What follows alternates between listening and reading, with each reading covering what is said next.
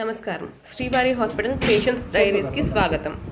ఇప్పుడు నేను చూపించిన పేషెంట్ ఇట్లాగా మీకు చూపించినట్టు చెయ్యి పైకి ఎత్తలేకపోతున్నారు.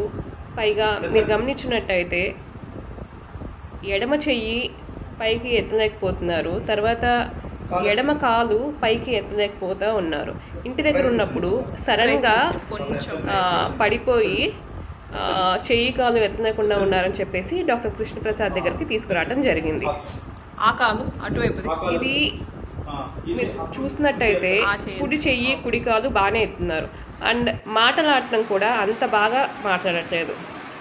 తర్వాత సిటీ స్కాన్ చేయడం జరిగింది. సిటీ స్కాన్ చేసిన తర్వాత అది పక్షవాతానికి కారణం ఏంటి అని చెప్పేసి తెలుసుకోవడం జరిగింది. దాని తర్వాత ఈ పక్షవాతంలో 2 టైప్స్ ఉంటాయి అన్నమాట. ఒకటి ఏంటంటే బ్రెయిన్లోని రక్తనాళాలు పగిలిపోయి రక్తం బయటికి రావటం ఒకటి. ఇంకోటి ఏంటంటే బ్రెయిన్ ఉన్న రక్తనాళంలో రక్తం గడ్డ కట్టడం వల్ల ఆ ఏరియాకి బ్లడ్ సప్లై సరిగా అందక అక్కడ ఉన్న మెదడు సెన్స్ అనేవి చనిపోతాయి అన్నమాట. దానివల్ల కూడా పక్షవాతం వస్తుంది.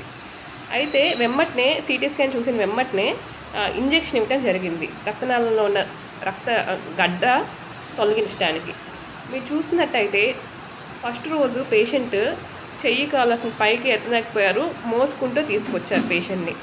రెండో రోజు పేషెంట్ని ఇంజెక్షన్స్ అవి ఇచ్చిన తర్వాత పట్టుకొని నడిపించారు. ఇది 3వ రోజు అన్నమాట.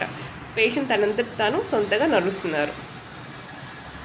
ఇది ఏంటంటే ఇది మనకి ఒక 4.5 గంటలు టైం ఉంటుంది అన్నమాట. ఇట్లా పక్షవాతం ఇవి వచ్చిన వెమ్మటనే కనుక తీసుకొస్తే ఇప్పుడు మెడిసిన్స్ ఇవన్నీ అడ్వాన్స్ అయినాయి కాబట్టి అది కనుక బ్లడ్ వెజల్స్లో ఉన్న రక్తం గడ్డ కట్టడం వల్ల వచ్చింది ఈ స్ట్రోక్ అనేది అని కనుక నిర్ధారణ అయితే సిటీ స్కాన్ చేసిన తర్వాత వెమ్మటనే ఇంజెక్షన్స్ కనుక ఇస్తే మన పేషెంట్ మంచం మీద ఉండే పని ఉండదన్నమాట.